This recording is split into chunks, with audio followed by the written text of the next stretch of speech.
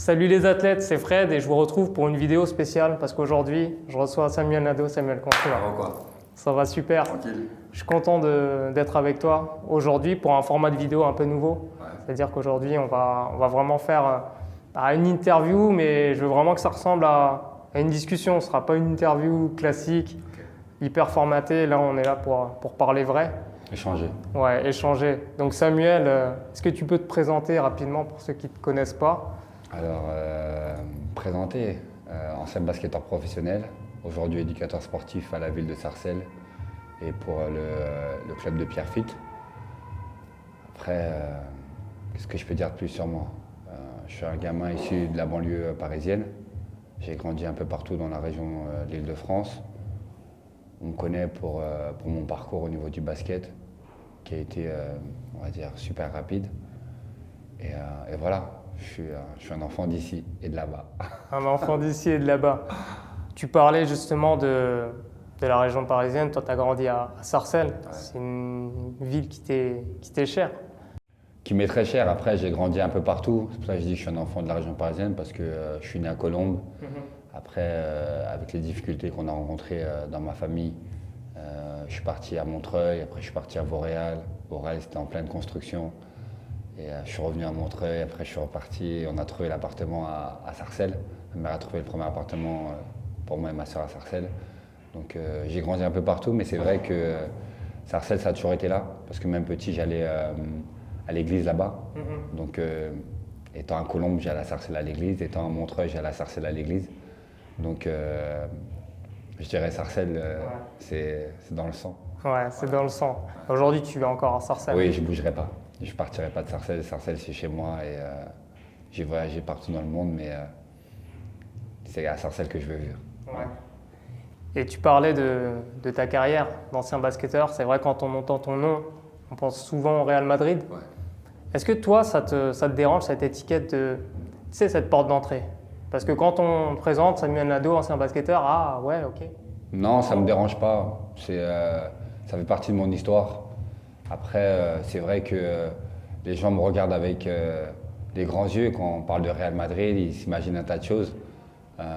C'est juste un logo qui est derrière mon dos, en fait.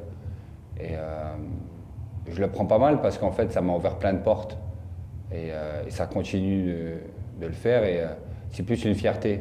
Après, le Real Madrid, pour moi, pour les gens, c'est peut-être, ils voient tout ce qui est le côté, il a joué au Real de Madrid, etc. Moi, j'ai pas vraiment joué au Real de Madrid. J'ai joué en équipe 2, mais en équipe première, j'ai pas beaucoup joué. Je suis fier de comment je suis arrivé au Real de Madrid. Voilà. Et je suis le premier Français à avoir signé là-bas.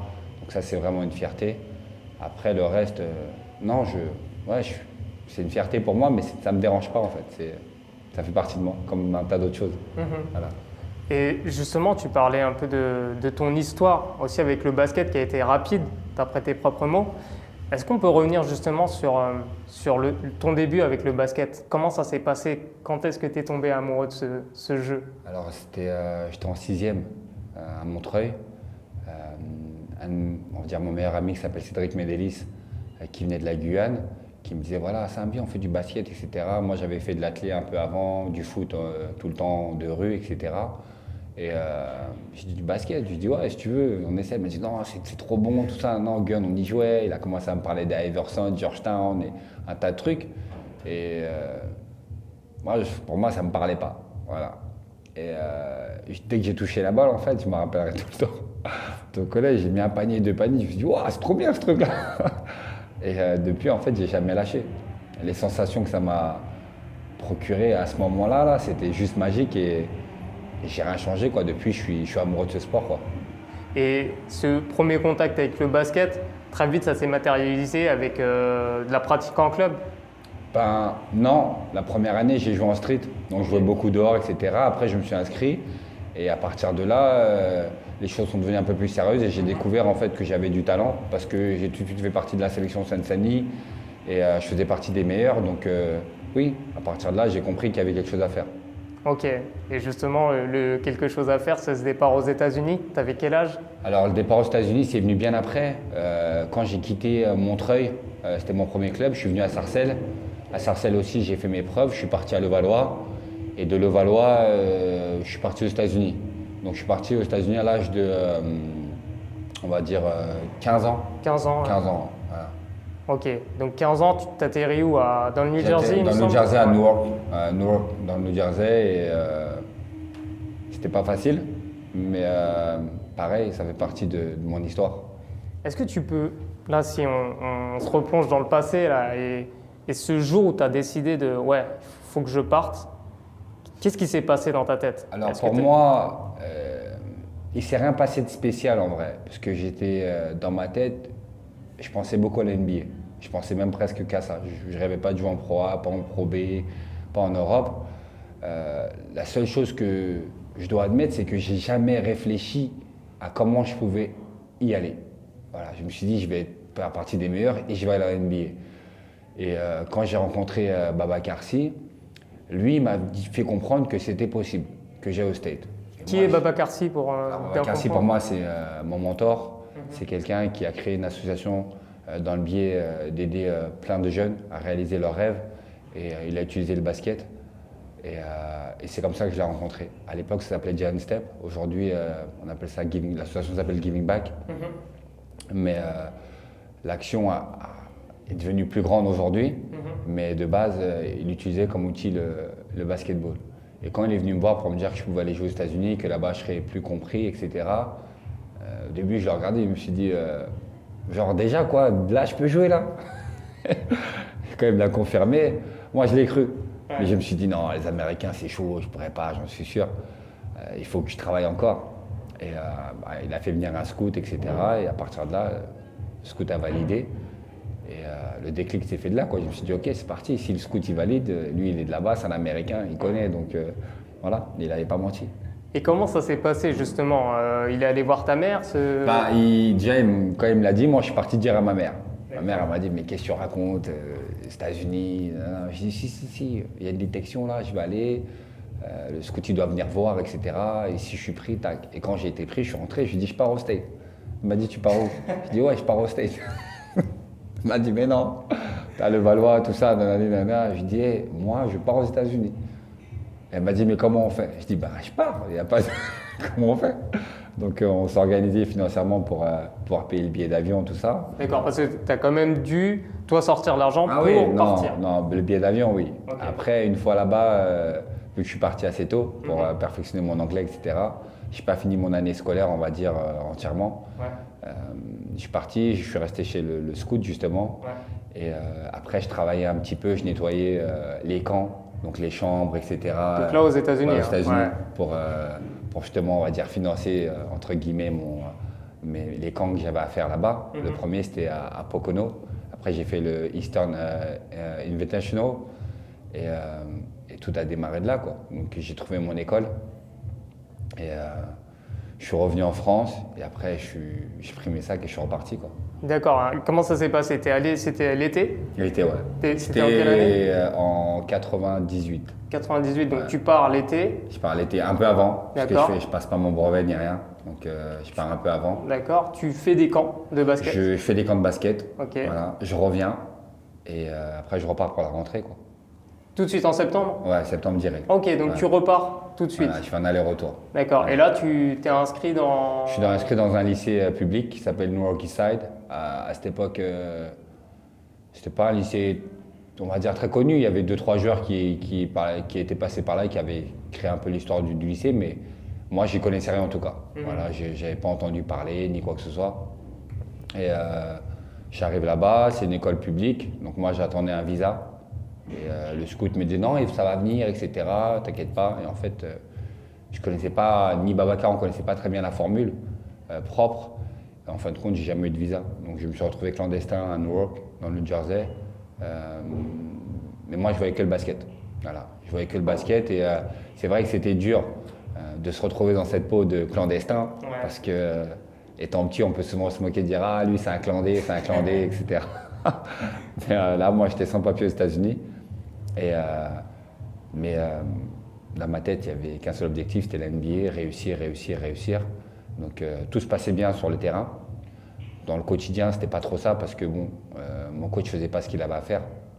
Donc au début, j'étais dans une famille d'accueil.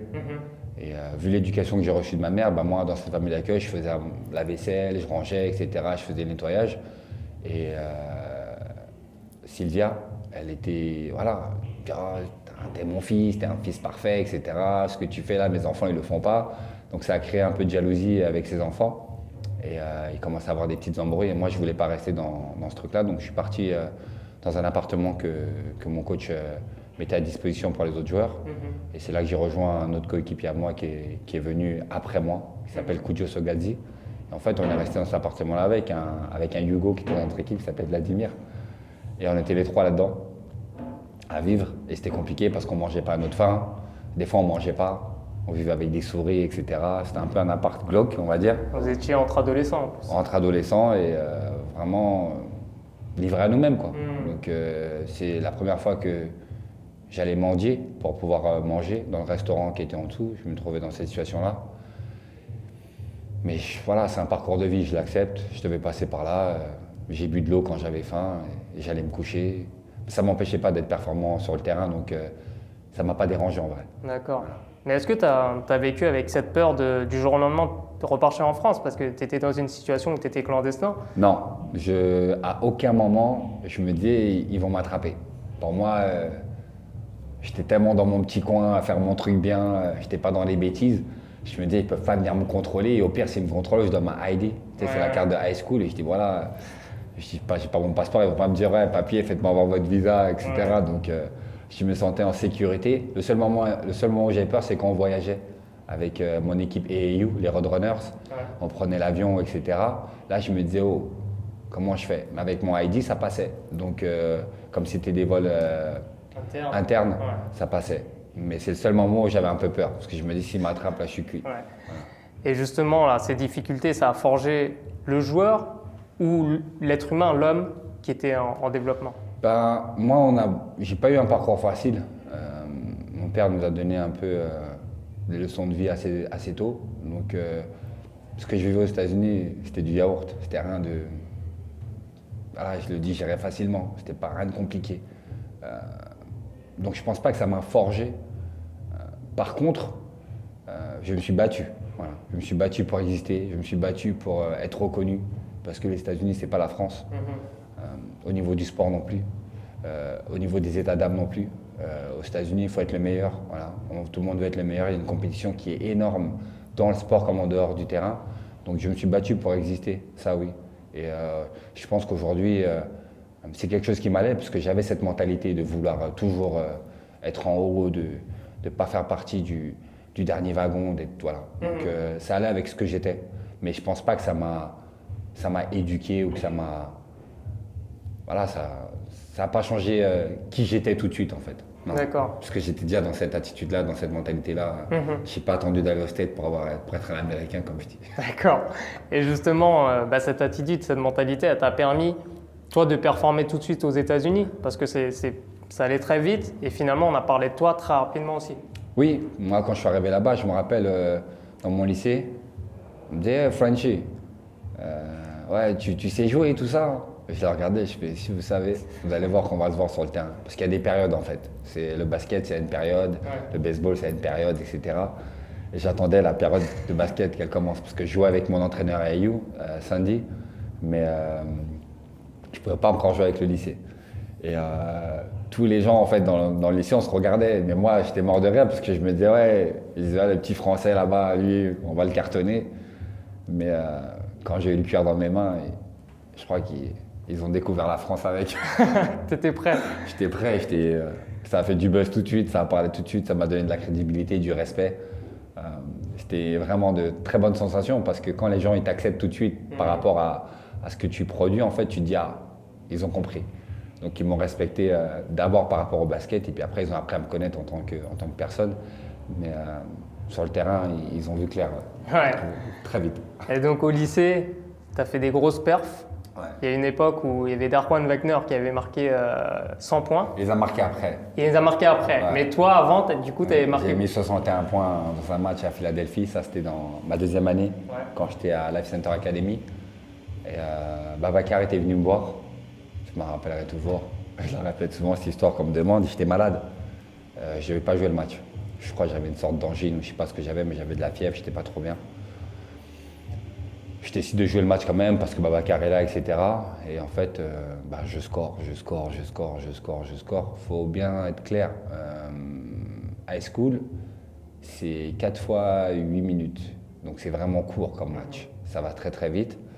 Là, le terrain qu'on avait à Philly, il n'était pas énorme non plus, il n'était pas très très grand. Mais ça rentre. Ça rentre. Je pense que la fièvre a fait son boulot. J'étais vraiment chaud, j'étais bien pendant tout le match.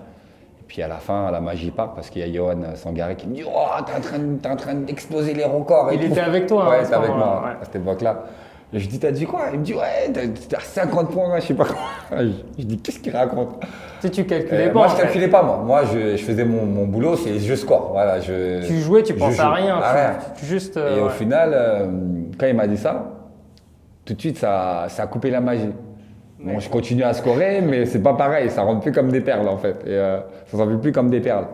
Et au final, je termine à 61 points. Je bats le record de Michel Morandet qui était dans l'école l'année d'avant. Encore un Français. Voilà, un Français. Qui a fait une belle carrière. C'était marrant quoi. Donc voilà comment ça s'est passé, mais c'était vraiment une belle performance. Après, j'en ai eu d'autres, mais celle-là, c'était la plus grosse et qui pour moi reste mémorable parce que j'étais malade. Et faire ça, pas à la maison, mais à l'extérieur, voilà, c'était quelque chose. Et là, donc, tu arrives en fin de cursus au lycée. On parle pas fin de toi. cursus, non, pas fin de cursus, il me restait restait encore une année. J'étais junior, on parlait déjà beaucoup de moi. Ouais. Je faisais partie des meilleurs dans le pays, avec plein d'autres joueurs. Et dans le New Jersey, voilà, j'étais coté, dans les États-Unis, j'étais coté.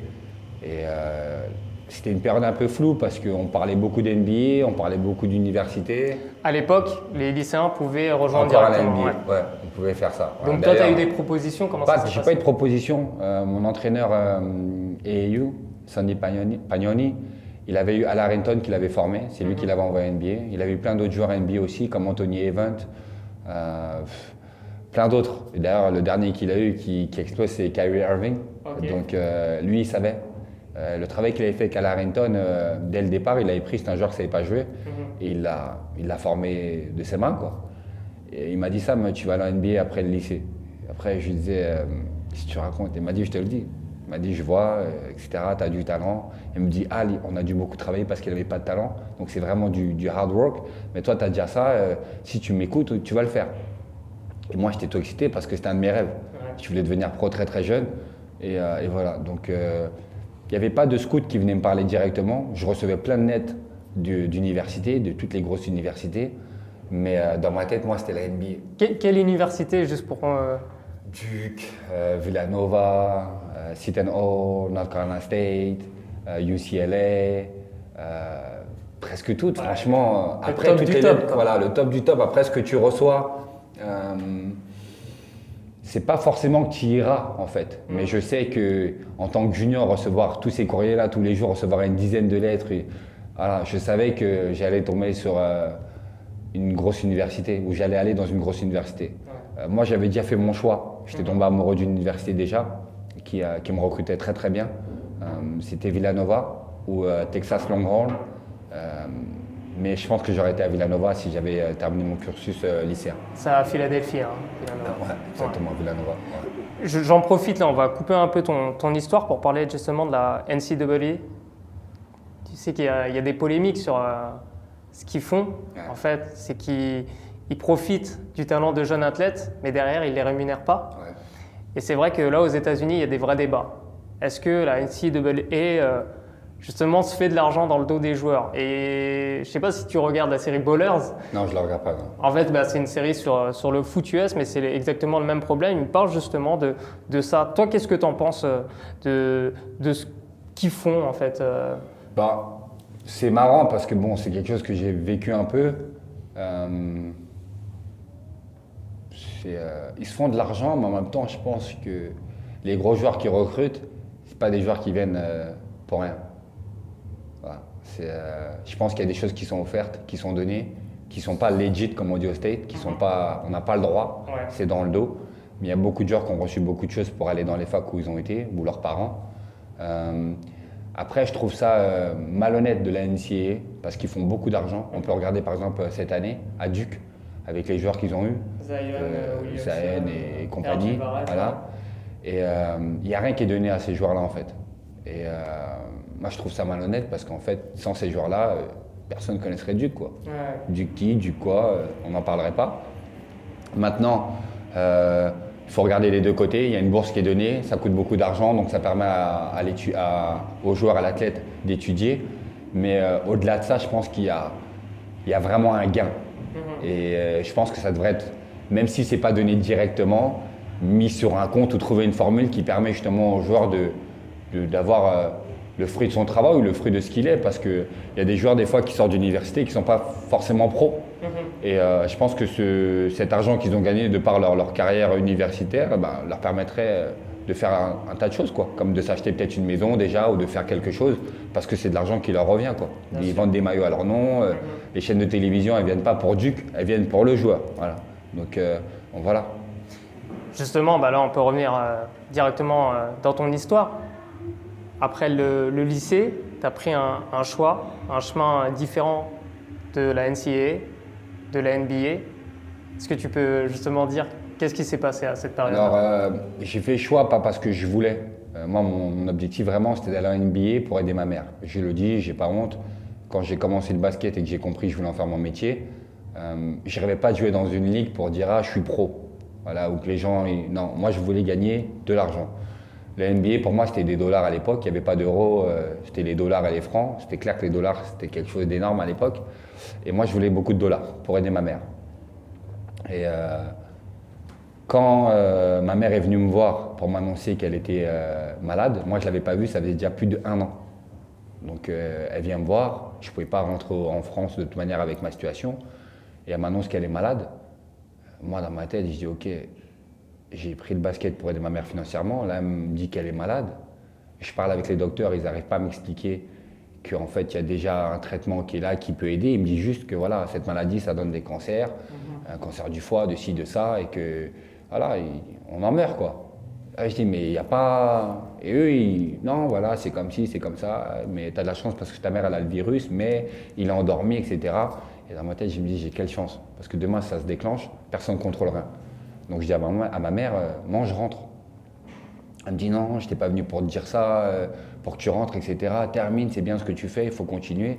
Et je dis, maman, moi je joue au basket pour gagner de l'argent, pour t'aider. Donc aujourd'hui, il y a plein de clubs européens qui sont venus parler à Babacar et à d'autres personnes parce qu'ils recherchaient des jeunes talents. Et moi, je vais les prendre, ces contrats. Elle me dit non, je dis bah si en tout cas ils me donnent le contrat qui me permet de nous mettre à l'abri bien, je vais le faire. Elle me dit, t'es sûr et tout? Je dis, ouais, c'est mon choix. Donc à partir de là, il y a Madrid qui rentre en jeu. Je dis à mon entraîneur de lycée, à Life Center Academy, que j'arrête, etc. Ils ne sont pas très contents parce qu'ils savaient ce qui m'attendait dans les années à venir et qu'eux, ils allaient faire partie de tout ça. Moi, je leur explique que je le fais par rapport à ma mère. Et là, je décide de tout faire pour partir. Donc Madrid vient me voir aux États-Unis. Parce que moi, je ne pouvais pas aller là-bas. Eux, ils voulaient que je vienne directement. Je dis non, vous venez. Ils sont venus et Clifford Lewick me fait faire des tests cachés à Philadelphie parce que justement, si on va dire, les autres autorités du basket américain prenaient compte que je faisais des essais avec un club professionnel, j'aurais perdu mon statut de joueur lycéen et j'aurais même pas pu être éligible pour faire la NCAA ou quoi que ce soit. Donc, on fait ça en secret et tout se passe bien. Eux, ils me proposent un premier contrat qu'ils avaient déjà préparé par rapport à des joueurs potentiels. Moi, je refuse ce contrat. Je dis non, moi, je veux le contrat comme la NBA et tout ça.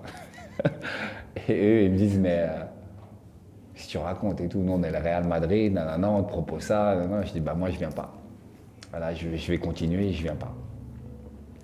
Et ils me recontactent, ils me disent, ouais, fais-nous le contrat alors. Je dis, ok. Donc, je regarde les contrats NBA, tout ça, de rookie. Et je dis, voilà, les sommes, c'est ça, moi je veux ça. Voilà. Donc je leur envoie et ils me disent, quoi? Et je dis, ouais. Ils me disent, mais non, c'est pas possible. Est-ce que c'était vraiment abusé ou? Non, c'est les contrats de première année, tu vois, sur les 3 premières années. Donc eux, ils réfléchissent et on commence à entrer dans une négociation.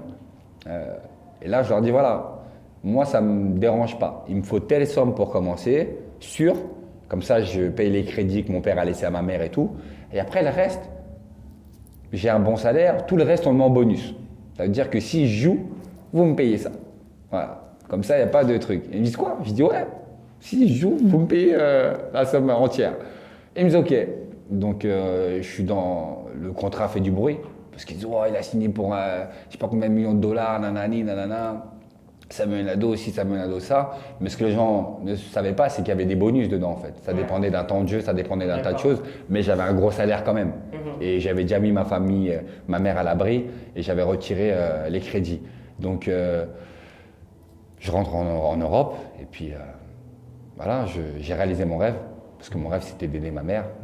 Mais mon rêve NBA personnel à moi, de dire voilà, je joue en NBA, c'est vrai que je pensais pouvoir y avoir accès, mais j'y ai pas eu accès, quoi.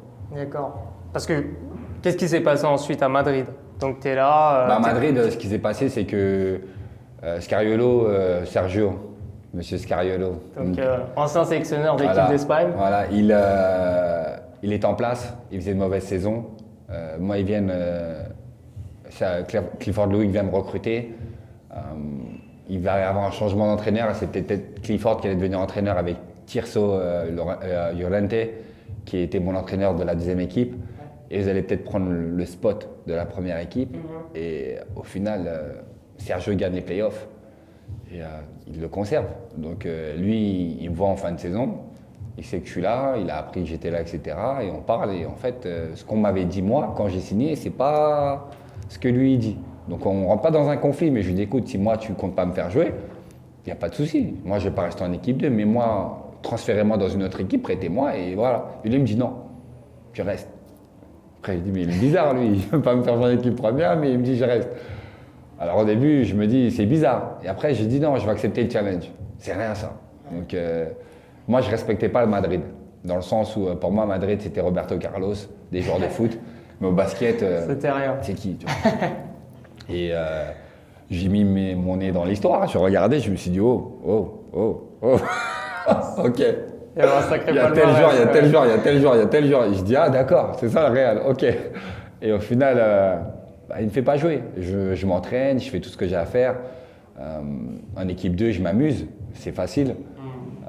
Des fois, tu tombes contre des équipes qui avaient le niveau national 1, avec des étrangers, etc. Des fois, tu joues contre la nationale 2, la nationale 3. Voilà, je m'amuse et au final, je ne joue pas en équipe première. Et j'ai joué très peu quand il y a eu le changement de coach, Javier Imbroda. Mais ouais, ils ont tué mon rêve américain. Mais ça, c'est pas bien grave parce que mon rêve ultime, c'était d'aider ma mère. Donc, je suis assez têtu, moi. C'est-à-dire que quand je vois un truc, j'y vais. Mais quand je vois que c'est pas pour moi, je le comprends, je regarde et je dis ok, c'est pas pour moi, je peux changer assez facilement de trajectoire. Et à Madrid, j'ai compris que ce que j'étais en train de faire là, c'était pas pour moi. Donc j'aimais le basket pour ce que c'était, pas pour la gloire, pas pour dire ouais, je joue en pro, etc. Ouais. Et j'ai décidé de changer mon parcours en fait. Voilà. D'accord. Et tu avais quel âge? C'était la deuxième année à Madrid, c'est ça? C'est ma troisième année. Troisième année à Madrid. Tu avais quel âge? J'ai signé à Madrid, j'avais 18 ans, j'avais 21 ans. 21 ans. Ouais. Donc tu retournes en France derrière. Ouais. Tu as des clubs de. Tu fais en fait, je retourne et je voulais plus jouer. Et il y a des agents qui me démarchent, etc., qui me disent non, etc., nanana. Et je dis non, j'ai vraiment pas envie. Donc je signe à Limoges. Ça se passe bien dans le sens où le coach me fait confiance, il me donne du temps de jeu, etc. Limoges, j'étais pas dans une très bonne situation, mais moi, j'étais pas épanoui. En fait, j'étais là, je me disais, qu'est-ce que je fais là? Donc je dis au coach, écoute, au bout d'un mois, je dis, je rentre chez moi. Il dit, mais non, ça va aller et tout. Non. Je dis, non, c'est pas toi en fait. C'est moi, je suis pas. C'est pas ce que je veux. Donc il me dit, ok et tout. Et c'était triste. Je rentre chez moi, je pèse le poids à le compte, je joue en bas de chez moi tous les jours. Moi, c'est ce que je kiffais. Je joue au basket en bas avec sur mon playground et tout, avec les petits. Et il y a d'autres agents qui viennent me chercher. Et là, je dis, bon, écoute, je vais réessayer une dernière fois et on va voir. Donc, je signe à Vichy. Je fais des essais. Il y avait William Grady et Xavier Delarue qui était MVP Pro B. Et Sénégal, il me dit, non, nous, c'est toi qu'on veut. On a vu ce qu'on voulait voir, c'est toi qu'on veut. Pas de souci, je signe le contrat. Je lui demande exactement d'abord ce qu'il attend de moi et je signe le contrat. Pré-saison, il y a des joueurs qui se blessent. On n'a pas qui se blessent, il y a un Américain qui n'arrive pas à signer son contrat après la visite médicale. Donc ça fait que je joue beaucoup en pré-saison. Et je fais de belles performances. Je me dis, franchement, là il a vu clair, ça va aller, je vais bien m'amuser. Au final, la saison commence, il ne me fait pas jouer. Je comprends pas, je le regarde, je dis pourtant je fais ce qu'il y a à faire et tout. Et moi je suis parti des joueurs qui vraiment pour son équipe, je mouille le maillot. De toute façon en attaque ou en défense, je donne tout pour pouvoir aider. Et je suis vraiment dans l'émotion parce que c'est vraiment, je prends ça à cœur quoi. Je joue pas. Je vais lui parler avec lui, etc. Ça change rien. Le premier match qu'on gagne, c'est un match où il me fait jouer, c'est à Dijon, c'est à la maison. Contre Dijon, c'est à la maison. Et je fais des belles stats, j'arrête Barrett justement. Juan Barrett, qui était à Dijon, qui était un très gros scoreur. Et je me dis, ça y est, il a compris le coach. C'est pas que genre, c'est grâce à moi, mais que je suis utile à l'effectif. Et au final, non, ça a été une année horrible. Puis je me blesse et ils ne m'ont pas utilisé comme ils avaient dit qu'ils devaient le faire. Et deuxième année, c'est un peu la même chose avec un nouveau coach.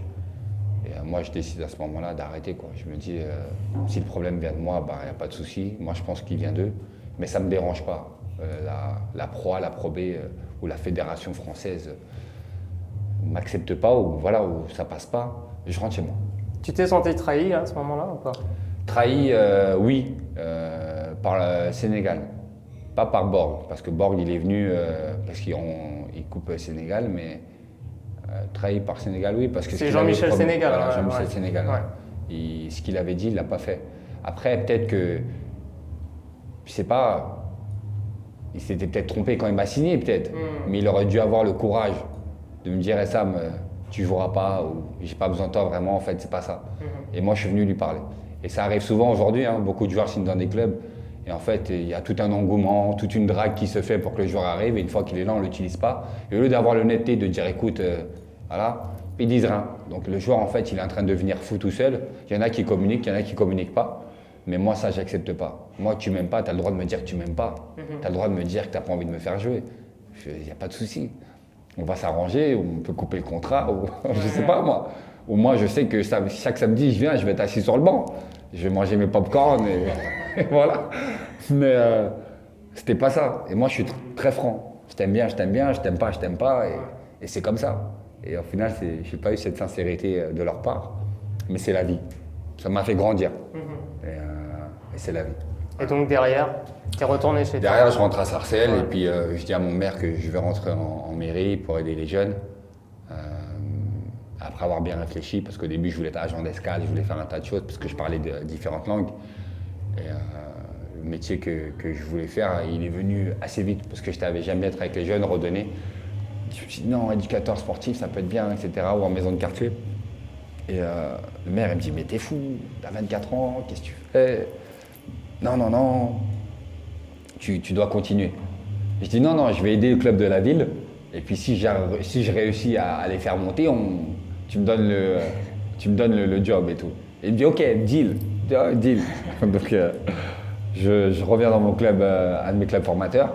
Et puis on monte en National 2, ce qui est historique pour la ville, ce qui est historique pour moi aussi, parce que c'est quelque chose que j'ai toujours entendu quand j'étais petit au club, qui voulait monter, il ne l'avait jamais fait. Et on a réussi à le faire et je suis content, quoi. Et à partir de là, je deviens fonctionnaire. Mais pour moi, on dirait, c'était déjà le chemin qui était tracé en fait. J'étais bien à la maison, j'étais heureux, épanoui, je jouais à Sarcelles, voilà. Les gens ne comprenaient pas. On venait me recruter de partout. Mais je disais, moi, ça ne m'intéresse pas. C'est pas l'argent, parce que je ne gagnais pas. Voilà, j'ai un salaire de fonctionnaire. On sait très bien ce que c'est. Et ce n'est pas les défraiements du basket qui vont faire quoi que ce soit pour me ramener dans les sommes d'argent que je pourrais gagner en tant que pro. Mais j'étais super heureux. Et tous les appels qui sont venus de l'extérieur ne m'ont pas fait changer d'avis, quoi. Parce que j'ai eu beaucoup de clubs pro qui m'ont appelé pendant des années pour me faire revenir, mais je n'ai pas cédé, quoi, parce que j'étais bien. Tu étais heureux. Ok. Voilà. D'accord. Et aujourd'hui, tu continues ton métier? Aujourd'hui, je suis éducateur sportif à la ville. J'adore mon métier. Travailler avec les enfants dans un quotidien, c'est juste quelque chose de formidable. L'énergie qu'ils ont, la sincérité qu'ils ont, c'est juste formidable. Après, je travaille aussi avec la ville de Pierrefitte, justement, dans le club de basket. Et c'est pareil, je suis épanoui. C'est vrai que j'ai changé un peu les codes du club. J'ai vraiment appuyer sur tout ce qui était éducation, donc l'école, et après emmener ce côté, on va dire, sportif, basket pour eux. Mais ce qui m'intéresse plus, c'est leur éducation, quoi. C'est ça. Pas... Et donc j'utilise le sport pour coéduquer les enfants. Dans mon quotidien, partout où je peux le faire, quoi. Voilà. Ok. On arrive à la fin de cette première partie. Juste, tu vas résumer ta vie dans ce livre, rien que pour toi, maman. Donc c'est un livre qui est encore disponible aujourd'hui. Hein. Il est disponible, mais uniquement avec moi. Si vous voulez l'avoir, vous me contactez et Okay. je vous le ferai parvenir. Avant, j'avais fait un site, mais je l'ai retiré, etc. Mais voilà. D'accord. Bah, de toute façon, on mettra dans la description les liens de tes réseaux sociaux. Et nous, on se retrouve pour une deuxième partie.